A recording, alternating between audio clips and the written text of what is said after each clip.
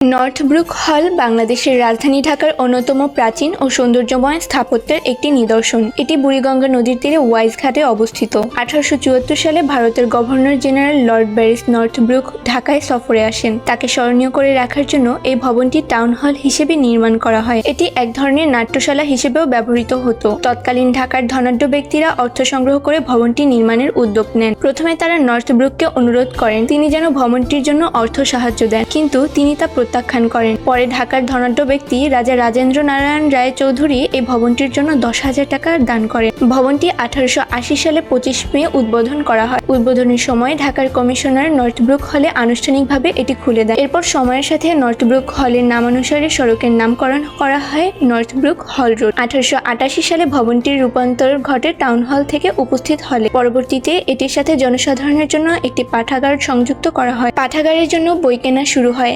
কয়েক বছরের মধ্যে বইয়ের সংখ্যা 10,000 ছাড়িয়ে যায়। 1897 সালে ভূমিকম্পে ভবনটি ক্ষতিগ্রস্ত হলেও পুনর্নির্মাণ করা হয়। 1904 সালের 8 ফেব্রুয়ারি ঢাকায় লর্ড কার্জন আগমন করলে ভবনটির নতুন সংস্কার সম্পন্ন হয়। বিভিন্ন সময় নর্থব্রুক হলে রাজনৈতিক সম্মেলন, গণমিলন এবং সভা সমাবেশ অনুষ্ঠিত হয়েছে। এর স্থাপত্য সৌন্দর্য দর্শনার্থীদের কাছে আকর্ষণীয় হিসেবে বিবেচিত হয়। বর্তমানে নর্থব্রুক হল সংরক্ষণ ও তালিকাভুক্ত করার জন্য উদ্যোগ নেওয়া হয়েছে।